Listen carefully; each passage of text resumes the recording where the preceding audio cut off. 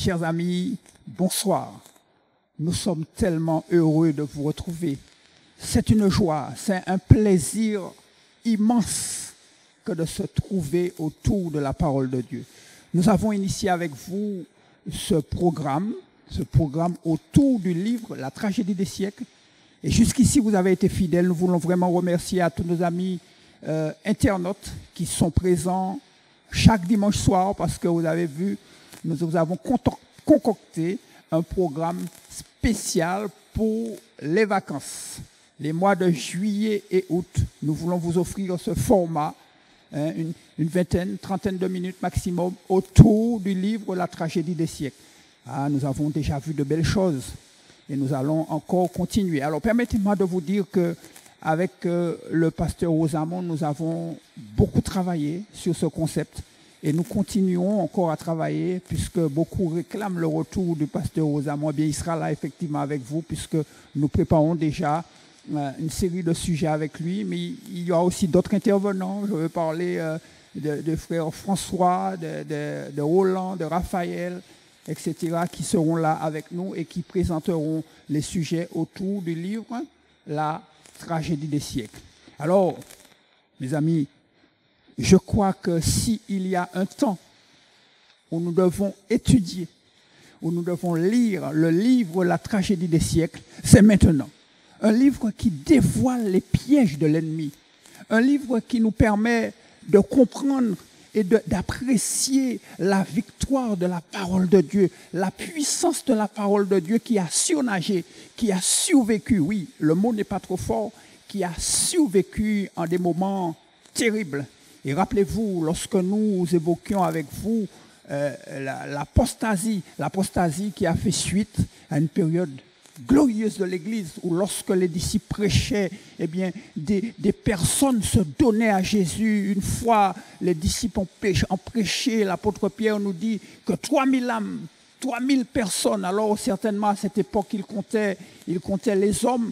Donc on peut multiplier ce chiffre facilement par 3 et comprendre que l'expansion de l'Évangile était quelque chose qui était extraordinaire à cette époque. Au contact de la parole de Dieu, les gens se donnaient à Jésus, donnaient leur vie à Jésus. Et c'est ce que nous voulons faire. Nous voulons faire à travers justement l'étude du livre, La tragédie des siècles, nous donner à Jésus, lui donner autorité dans nos vies, lui permettre de nous sauver, nous permettre de faire face aux différentes difficultés qui frappent le monde. Vous voyez comme moi, vous voyez, et beaucoup de nos concitoyens ne comprennent pas comment les éléments sont déchaînés d'une façon aussi extraordinaire, inondations, incendies, etc. Beaucoup de gens s'interrogent aussi pour le bouleversement social, les grèves, les soulèvements populaires. Eh bien, c'était des choses qui étaient prédites et nous voyons l'accomplissement à travers la parole de Dieu. Donc, nous vous disions qu'effectivement, nous avons vu la persécution au 1er siècle, l'Église pure, qui prêchait, et puis Satan a déchaîné ses foudres contre les enfants de Dieu. Et puis, à un certain moment, il a changé de tactique. Le mal s'adapte toujours. Il a changé de tactique. Et quelle a été sa tactique? Eh bien, c'est de détruire l'Église de l'intérieur. C'est de permettre à certaines doctrines, à certaines aux fêtes païennes, aux traditions de rentrer dans l'Église, dans l'enseignement pur des apôtres. Alors, il y a effectivement de ceux qui sont restés fidèles. Et ça, ils l'ont payé très cher. Nous les nommons dans le langage biblique d'ailleurs, les martyrs. Ce sont des hommes et des femmes qui ont résisté à la volonté de Rome, à la volonté des soldats, à la volonté même des juifs orthodoxes pour pouvoir garder leur foi pure et conserver précieusement ce que Jésus leur avait donné.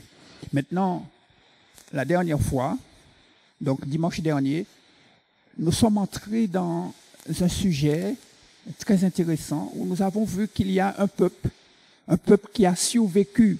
Et là, c'était un pied de nez qui était fait à l'histoire, une sorte d'ironie historique de voir comment, au sein même de l'Italie profonde, dans les montagnes du Piémont, des hommes et des femmes sont restés fidèles à Dieu alors que l'Église romaine avait déclaré la mort, avait déclaré persona non grata à tous ceux et celles qui mettaient en pratique la parole de Dieu. À tel point que la ville de Rome, pour ceux qui connaissent, on a entendu parler des catacombes. Et là, on a découvert effectivement qu'il y avait une vie souterraine. C'est-à-dire que ces personnes dont leur présence sur terre n'était pas digne avaient trouvé refuge sous terre. Et les Vaudois du Piémont, eh bien, ils répondent à ce que la Bible dit. La femme s'enfuit dans le désert. Dans le langage imagé de l'Apocalypse, eh bien, la Bible nous dit que l'Église, suite à la persécution lancée par Satan, ce que nous appelons l'Église, nous appelons l'ensemble des fidèles, de ceux qui ont en commun cette foi en Jésus et qui gardent les commandements de Dieu, eh bien, la Bible nous dit qu'elle s'enfuit dans le désert. Et justement, l'Église, le peuple vaudois, a été surnommé le peuple du désert, l'Église du désert. Pourquoi? Parce que leur chapelle, c'était les cavernes, les flancs des montagnes, et on entendait des chants, on entendait la montagne chanter, on entendait la parole de Dieu prêcher au milieu de la forêt, au milieu de cette immensité, de cette grandeur qui était la forêt et la montagne. Ce soir, j'aimerais voir avec vous, et pour continuer dans le sujet de la réforme, parce que aujourd'hui, le monde ne mesure pas totalement. Nous, les chrétiens, nous mesurons le legs extraordinaire qu'a laissé les Vaudois du Piémont. Le monde ne mesure pas ça à sa juste valeur. Peut-être qu'ils vont nous parler de Kylian Mbappé, qu'ils vont nous parler du champion espagnol, du champion d'Europe espagnol, qui vont nous parler de Rihanna, de ces gens-là qui ils disent que ce sont des personnes qui ont marqué l'histoire. Oui, d'accord, l'histoire du sport, de la musique, mais là nous parlons de valeurs éternelles. Nous parlons de choses qui nous permettront de sauver nos vies, nous permettront de remporter la victoire sur le diable et sur le péché et d'avoir la vie éternelle. Voilà ces traces que nous voulons laisser, nous aussi, nous qui lisons la parole de Dieu. Alors, ce soir, notre sujet, c'est le début de la réforme proprement dite de façon officielle. Et un homme va incarner cela. On l'appelle John Wycliffe. John Wycliffe est considéré comme étant l'étoile du matin, le commencement de la réforme. Alors, bien entendu, mes amis, vous qui nous regardez, vous qui nous écoutez, attribuer à un homme cette aussi grande responsabilité serait un péché, mais tellement son œuvre a été grande, nous pouvons dire qu'il a contribué grandement à ce que la réforme envahisse l'Europe. Et c'est pour cela que lorsque l'apostasie s'est installée en Europe, à travers la ville de Rome, là, on a vu une montée, je vous le disais, c'est bien dimanche dernier, je vous le disais, un empereur, l'empereur Justinien, pour résumer un petit peu la situation et bien introduire notre sujet de ce soir, l'empereur Justinien, et là nous sommes au 5e siècle, il va quitter la ville de Rome et affermir ce qu'on appelle l'Empire romain d'Orient, à savoir l'Empire byzantin. Et d'ailleurs, l'un des faits d'armes de cet empereur Justinien, ça a été d'initier la construction de l'église, la basilique Sainte-Sophie, qui auparavant était une église et qui, après des conquêtes byzantines, est devenue la mosquée, une mosquée. Ça a été un musée, ensuite une mosquée. Et ça, c'est pour vous faire un petit peu de la part de l'histoire. Et cette basilique Sainte-Sophie se trouve effectivement dans la ville d'Istanbul actuelle, ancienne Constantinople et Istanbul actuelle. Mes amis, cet homme, ce précurseur de la papauté, celui qui a instauré sur le trône de Rome la papauté, à savoir l'évêque de Rome, il lui a fourni une armée. Je vous disais que le général Bélisaire, c'est lui qui a soumis les dernières poches de résistance qui empêchaient justement à l'Église romaine d'exercer un pouvoir extraordinaire sur le monde. Alors, mes amis, comment comprendre que Rome tombe en décrépitude? Le royaume d'Occident tombe en décrépitude. Les frontières de Rome ne sont plus sûres. Les barbares ont envahi l'Empire. Et d'ailleurs, au IVe siècle, la ville de Rome a été pillée à plusieurs reprises et même incendiée. Pour vous dire que comment lorsque Paul dans Thessaloniciens nous parle du mystère de l'iniquité, quelque chose, un pouvoir qui va défier le pouvoir militaire, le pouvoir temporel, au point de s'arroger le pouvoir de Dieu, de se déclarer vicaire de Dieu. Et les barbares qui envahissent le royaume romain, eh bien, ils vont s'incliner devant l'évêque de Rome. Une chose extraordinaire. C'est pour cela que, justement, ce pouvoir va prendre de l'ampleur et avec les traditions, avec les erreurs, avec toute la mythologie des dieux romains qui vont s'installer dans l'Église, eh bien l'Église est corrompue et c'est pour cela qu'il y a cette protestation forte pendant plus d'un millénaire, les Vaudois du Piémont. Et puis arrive au XIVe siècle un dénommé Jean Wycliffe, appelé l'étoile du matin de la Réforme. Il est né en 1330 et il est mort en 1838. Comment Jean Wycliffe va tirer comme conclusion que son Église a besoin d'une réforme? Alors, la plupart, je vous rassure, la plupart des réformateurs ne pensaient pas que ce qu'ils initiaient, leur protestation allait les emmener à une réforme aussi grande, allait les emmener à une protestation aussi forte. Mais à mesure qu'on découvre la vérité, eh bien, nous ne pouvons pas nous taire. Le changement intervient dans nos vies, mais nous ne pouvons pas nous taire. Et c'est ce qui s'est passé avec Jean Wycliffe. On nous dit que lorsque son attention fut attirée par les Écritures, il y découvrit le plan de la rédemption et contempla en Jésus l'unique avocat de l'homme auprès de Dieu. Ces paroles font sens.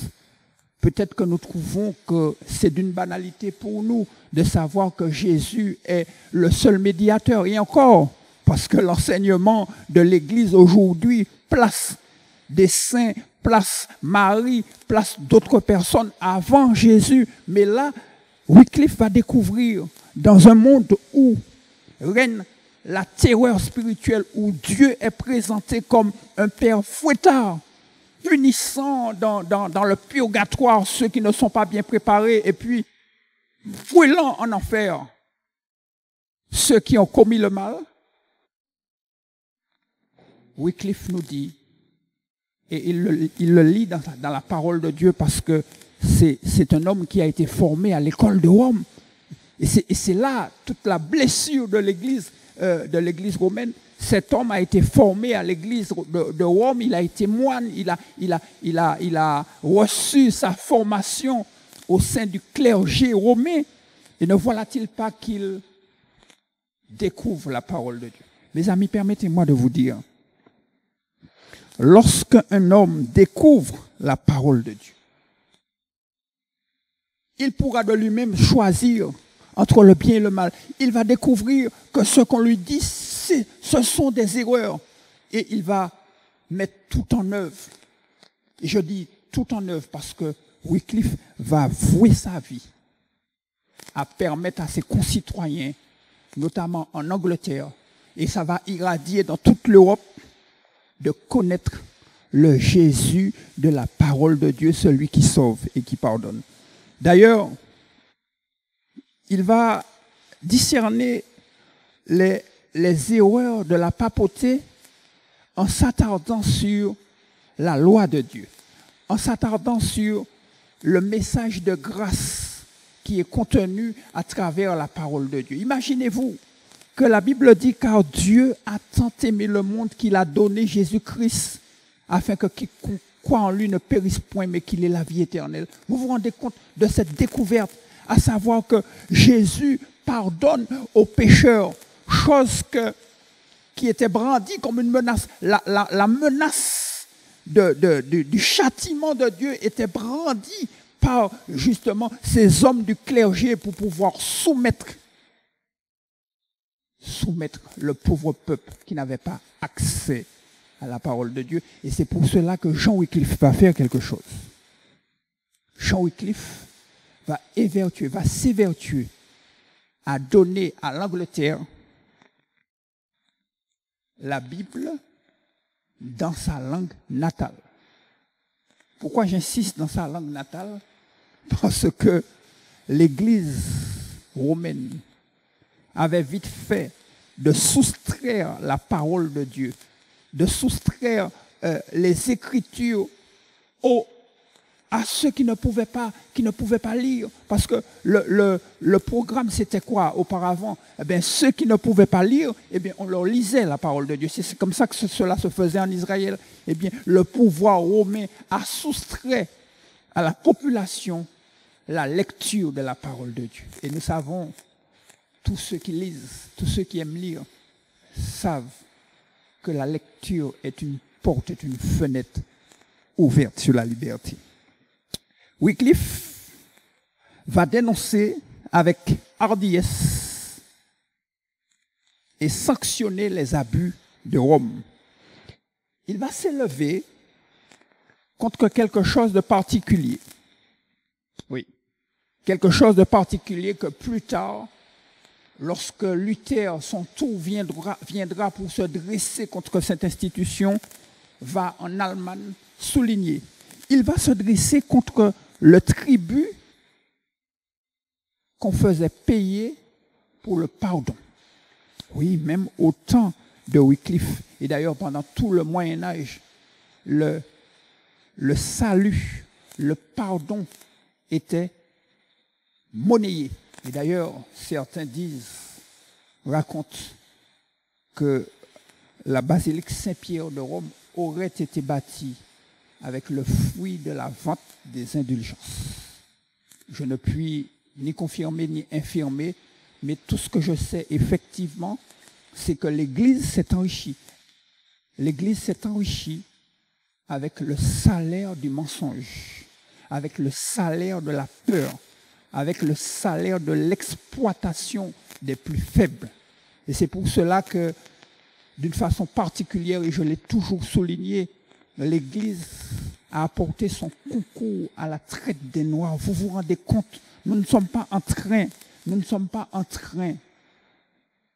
de cibler et de dire des mensonges. Nous sommes en train simplement de souligner que le combat de Wycliffe était bon et qu'il ne s'était pas trompé lorsqu'il disait que dans la parole de Dieu, il n'a jamais vu, il n'a jamais lu qu'il fallait payer pour le pardon des péchés.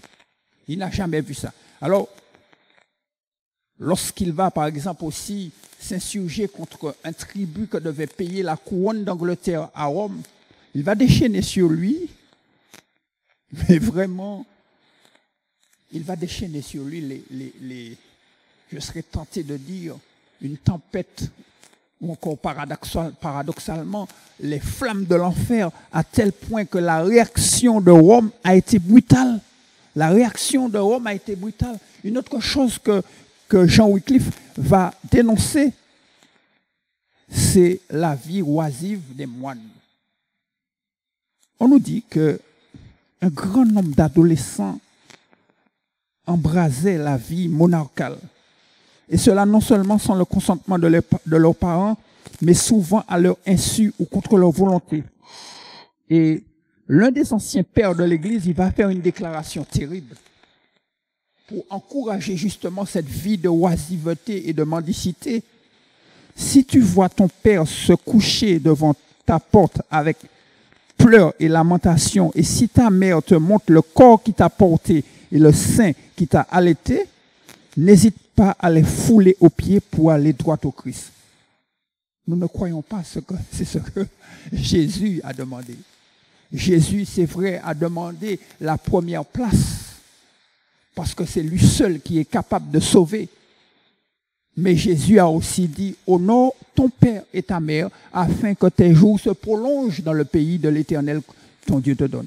Vous allez voir que c'est le seul commandement qui est assorti d'une promesse et d'une bénédiction particulière. Donc Jésus en aucun cas n'aurait corroboré une telle déclaration justifiant une vie de mendicité et de oisiveté qui a fait pas mal, qui a fait du tort à l'Europe entière. Et puis, Wycliffe va se dresser contre la confession à un homme. Pourquoi Wycliffe se dresse et va écrire justement, va enseigner à ses concitoyens que la confession ne doit pas se faire à un homme. Parler de ses péchés et essayer d'en obtenir la rédemption ne se fait pas à un homme. Comment Wycliffe en est-il arrivé là? Eh bien, Wycliffe a lu le livre de Jean, certainement, qui nous dit que, petits enfants, si tu as péché, tu as un avocat auprès du Père, Jésus-Christ le juste. Identifier Jésus comme celui qui pardonne. Identifier comme Jésus comme celui qui soutient, comme celui qui aide, comme celui qui est le seul médiateur. C'est ce que nous dit le livre d'Actes des Apôtres, acte 4, verset 12. Jésus est le seul médiateur entre Dieu et les hommes. Le droit de confesser, le droit de pardonner les péchés n'est réservé, de recevoir, les droits de recevoir la confession et de pardonner les péchés n'est réservé qu'à Dieu seul. Et nous pouvons dire Amen à cela. Les amis, la papauté, l'Église romaine va commettre une erreur. Pour se justifier par rapport aux déclarations de Jean Wycliffe, nous sommes dans le siècle obscur du Moyen-Âge, la vérité subsiste de façon timide, mais elle est bien présente. Les papistes vont déclarer une chose. Ils vont dire, mais prenez l'exemple de Jésus. Jésus et ses disciples menaient une vie de mendicité. Alors, je trouve que c'est un peu présomptueux de dire ça, sinon mensonger, parce que Jésus n'a jamais encouragé la mendicité. D'ailleurs, Jésus, il avait un métier, il a appris un métier aux côtés de son père adoptif, à savoir Joseph. La Bible nous présente Jésus comme étant un charpentier. La Bible n'a jamais présenté Jésus assis à côté de la station en train de boire de la bière ou debout dans une croisée en train de parler. Jésus était un homme actif et c'est un message qui est adressé, je pense que à notre jeune génération, quand nous passons près des routes, quand nous passons dans les lieux de rassemblement, c'est une désolation de voir tant de forces vives perdues et vouées à la distraction et à la oisiveté, alors que sur les chantiers, alors que dans les familles, alors que dans les foyers, nous avons besoin de personnes actives. Et c'est pour cela, lorsque nous rencontrons Jésus, eh bien, nous devenons des gens actifs, nous devenons des gens qui participent et qui apportent leur pierre à l'édifice de la société. C'était la petite parenthèse que nous faisons. Donc, l'erreur qu'ils vont commettre, ils vont prendre l'exemple de Jésus et justement, ça va attirer la curiosité et les gens vont rechercher à travers les enseignements de John Wycliffe si ce qu'on leur disait était vrai. Et on va sonder les Écritures. Maintenant, mes amis, il n'y a pas plus inexorable que la parole de Dieu. Est-ce que Jésus menait une vie d'oisiveté? Non. Et lorsqu'ils vont découvrir qui était Jésus, eh bien, des milliers de personnes vont se détourner de l'Église romaine. Alors, j'aimerais faire une petite parenthèse, et ça, c'est un point de l'histoire. Pour ceux qui suivent un peu l'histoire, John Wycliffe n'a pas été à l'origine de la création de l'Église anglicane. L'Église anglicane a été dissidente de l'Église de Rome pour une autre raison. Oui. Wycliffe a protesté à l'intérieur de l'Église de Rome. Il a été rejeté, il a été chassé parce qu'il voulait amener des réformes au sein de l'Église de Rome. Et plus tard, Luther, ainsi que les autres réformateurs, Jean Hus, etc., vont reprendre son flambeau. Mais le schisme qu'il y a eu, on appelle ça un schisme, avec peut-être des divergences théologiques à la fin, mais la séparation de l'Église romaine et l'Église qui a donné l'Église anglicane, l'a été sur le règne d'Henri VIII. Et c'est en 1531 que cela a eu lieu. Alors, rapidement, la banale histoire est aussi saugrenue que cela puisse paraître. Henri VIII était marié avec Catherine d'Aragon. Catherine d'Aragon qui n'était autre que la cousine de l'empereur Charles V. Donc, c'était un puissant allié de Rome, Charles V, qui soutenait l'Église romaine.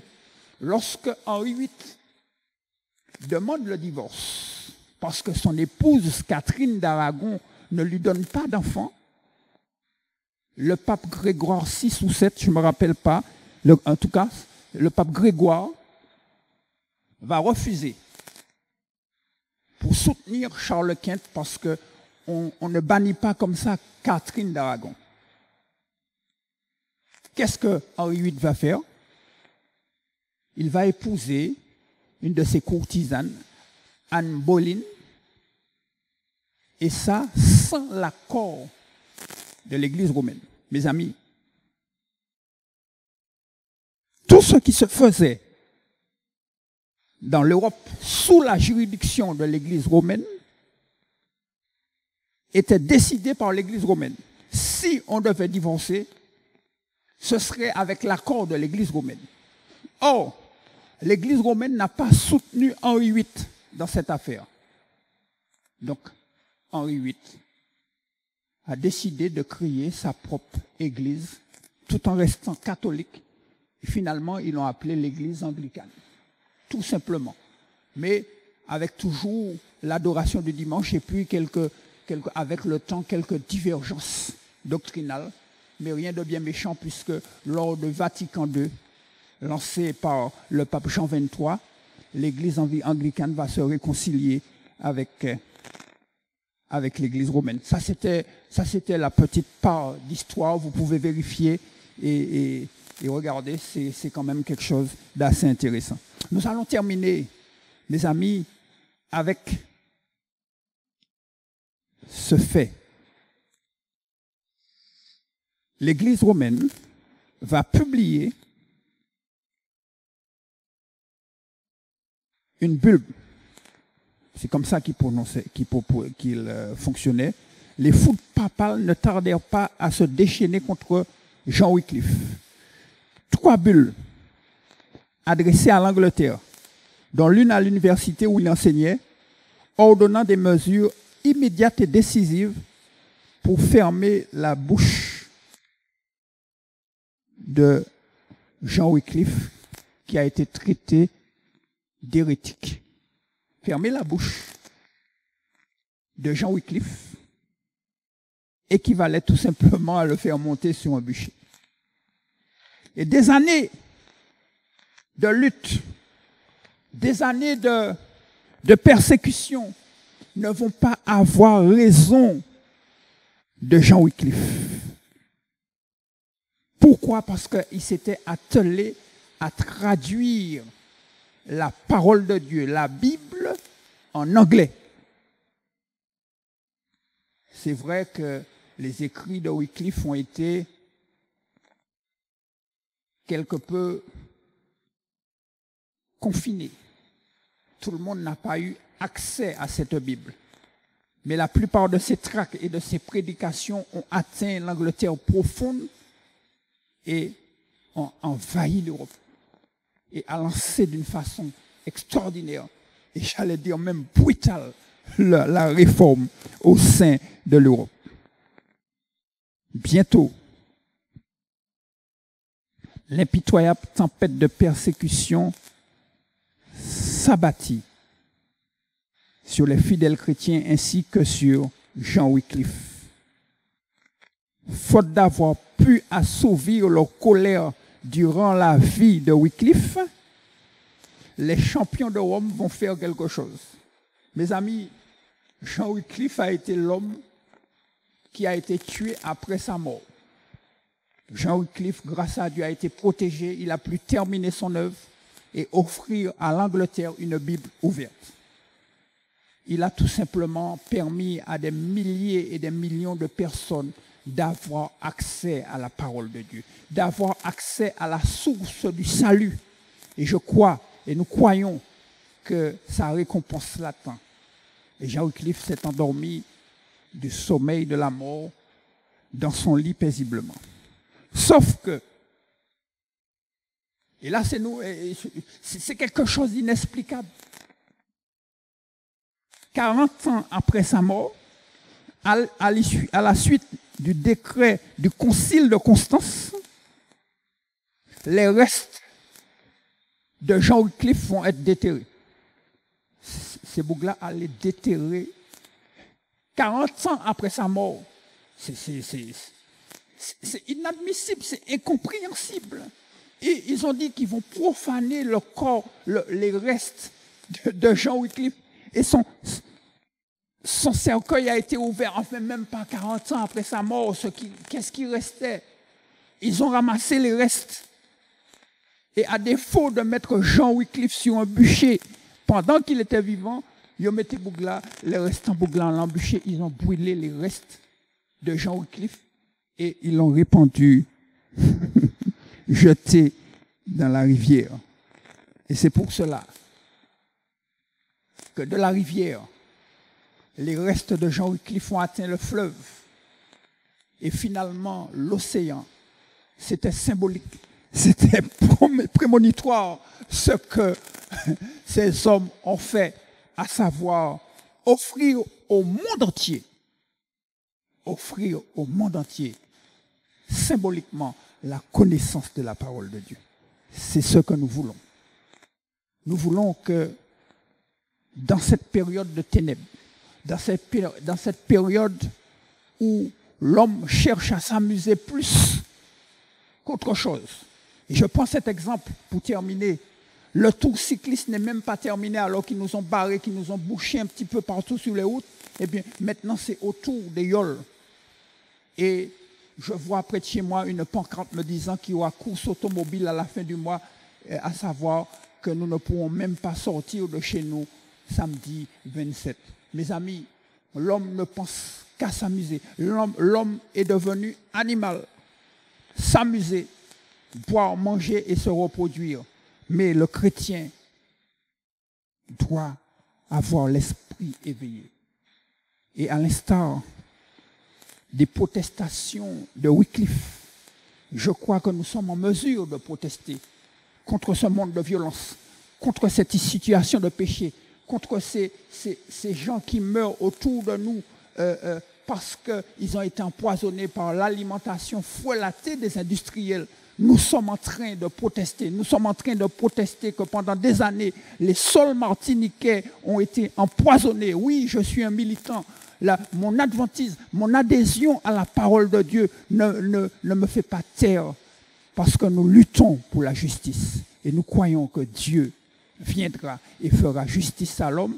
Pourquoi? Parce que la Bible nous promet que justice sera faite. Ce que j'aimerais vous dire, si vous hésitez encore, si toi qui crois que tu connais la vérité, que tu es adventiste depuis des années, alors pourquoi de tels sentiments dans ton cœur? Pourquoi avoir un cœur partagé? Pourquoi tu aimes celui-là et que celui-là, tu as un regard différent? Pourquoi? Parce que tu penses que tu es intellectuel et que l'autre, tu dois avoir une attitude. Pourquoi ces cœurs partagés? Et là, je prends des exemples pour nous dire que Jésus, c'est notre exemple. Et dans sa parole, est couché avec une précision horlogère. Ce qu'il souhaite pour nous, ce qu'il veut pour nous. Ne voudrais-tu pas te ranger du côté de Jésus? Ne voudrais-tu pas accepter Jésus? Et là, je parle à tout le monde. Hein. Je parle à celui qui est chrétien depuis 40 ans, depuis 50 ans. Accepte Jésus. Parce que Jésus opère un changement dans la vie et nous allons voir nos communautés changer. Nous allons voir nos regards changer.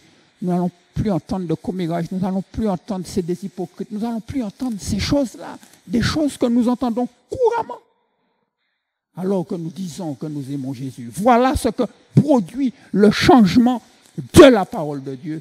Et c'est là un vœu très cher pour moi. J'aimerais terminer avec cette prière pour chacun de nous. Et là, nous prenons la position de la révérence et nous prions notre Dieu et notre Père. Nous te remercions pour la parole de Dieu. Nous te remercions de ce que tu as fait briller cette lumière au sein des ténèbres. Nous te remercions pour la découverte progressive des vérités. Jean Wycliffe n'a pas tout compris à son époque. Mais Luther a continué le travail. Wesley, les frères Wesley ont continué le travail. Et beaucoup d'autres, Seigneur, ce sont les anabaptistes, ont continué le travail. Ils se sont levés pour que la lumière de la vérité puisse briller de plus en plus forte. Et nous avons reçu cette lumière, nous qui sommes arrivés au XXIe siècle. Que tu puisses bénir cette parole dans nos cœurs et permettre qu'il y ait un vrai changement dans nos vies, dans nos communautés, dans nos comportements.